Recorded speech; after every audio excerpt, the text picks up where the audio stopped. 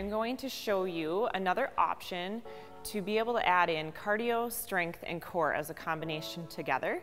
One of my favorites that we just did with core was a pyramid. So we worked from the top interval for 1 minute down to 45 seconds and then down to 30 seconds. So I'm going to show you how you can do this with a combination of cardio, strength, and core. When you design different movements, you want to think about movements of the body versus just taking weights or isolating actual muscles themselves. We always used to do that where we did, shoulders, biceps, calves, quads, hamstrings. Instead, think of your body as a moving item like it is. So one of my favorite movements is squat.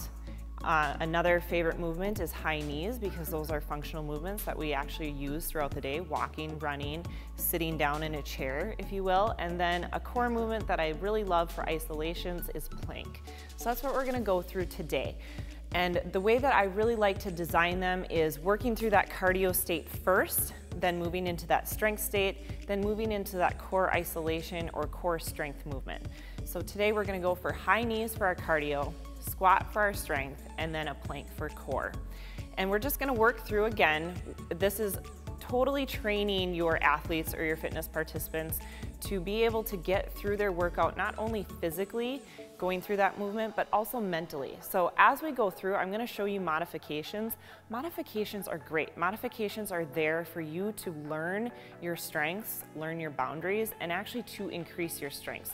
So rather than stopping and holding out during your minute interval, you're actually just gonna modify. So you're gonna go from that high knees to a fast march or to a walk in order to get yourself through that interval. And then hopefully what you're doing is you're keeping some sort of time to be able to tell yourself, the first time I did that, I was able to do it for 30 seconds only, and now I'm able to do it for 45 seconds, and then you get to a place where you can do each interval without stopping until you get to that last second. Something that I suggest greatly for classes, if you're helping other athletes train or you're training yourself, is a Gymboss Minimax trainer or some type of interval timer that you can set up multiple intervals. So you think about nothing other than moving and physically working with your body or with the athletes that you're training. They're really great because you can set every single interval and it just goes just like that. So let's start it off, high knees, squat, and plank. We're gonna start off for a minute right here. I'm gonna show you our first option right here, nice and high, moving up through the knees. You're engaging your core. I'm gonna show you from the side. You're moving those arms, you're nice and fluid. Now, if we start to lose our breath or we need that break, you're just gonna come in and march. But it's super exaggerated, as far up as you can. Notice it's coming up and above that hip line. So you're crunching your lower abdominals. You don't have to do crunchies or sit-ups to work your lower abdominals. You actually can just march back into that speed zone. Always breathe through that cardio. We have a tendency to hold our breath. I'm talking through it right now, so I lose my breath a little bit more quickly, but I really want you working up onto those toes as well. 10 more seconds, push it out, right to the end. 5 seconds, here we go. 5, 4, 3, 2, 1. Right into our strength, which is a squat. So again, from the side, now this allows our heart rate to come down. 90-degree angle. Now a modification to your squat is to lessen your range of motion. Breathe, push through, right here. We're almost there. Halfway through, push it out. This is the challenge, all right? We're at the top. I always tell my students, it's lonely at the top, all right? You're there because you worked hard. Push it out. Last 15 seconds. Sit down in that squat, weight in the heels, knees tracking over and out. Here we go, last 10 seconds. Keep pushing. And 5, 4, 3, 2, last one right here. Come right into your plank hold. Now, we're gonna modify the plank as well. Your first option, in order to engage that core, is to come into a tabletop. It's Spread those fingers, stack the shoulders on top of the wrist, and hold.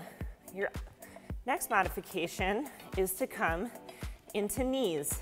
Hold and breathe. Keep that core engaged.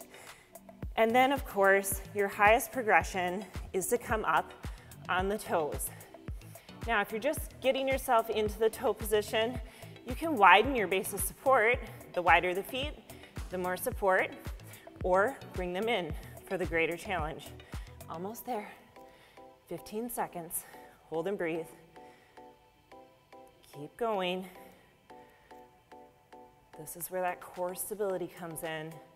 And 4, 3, 2, 1. Come on down. We're gonna rest it for 15 seconds. Hold and breathe. Spread those fingers, spread those arms out, open up those knees. We're gonna come back up to the top and we're gonna get right into our 45 seconds, pushing it out into high knees. Now again, we're gonna come back to that cardio. You're up on those toes. You're working hard, moving those arms, pushing it out. If you need to, again, come to that march right here. Up, up, up. Opposite arm, opposite knee going up. Walk or march. Push it out. You can make a smaller march as well, just as long as you're moving. You're challenging yourself through that interval. Last 5 seconds to complete your 45 seconds. Here we go. 4, 3, 2, 1. Right here, right into your squat. Sit down, nice and low, and squeeze. I'm gonna show you from the side view. Again, up and squeeze. Sit down, nice and low, tracking those toes. All right, from the front view, one thing we wanna avoid with the squat is pushing in like this.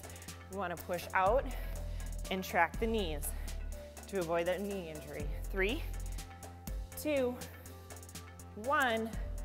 Come on down into that plank. We're here for 45 seconds. Now that mental training comes right here, all right? We've done this for a minute. Now we're lost 15 seconds. So we can do this, all right? This is where you tell yourself, I already did it, I can do it again. Hold and breathe. Get those shoulders out of the ears. Again, if you need to, regress down to tabletop. Engage that core. You're just as engaged here as you are up on the toes. What we want to avoid is pushing back like this and holding plank. This is not an engaged core. Or pushing down and loading our back. This hurts our back. We want to get right in the middle, push out through the heels, hold and breathe. Ready? 4, 3, 2, 1. Lower down. Push it back.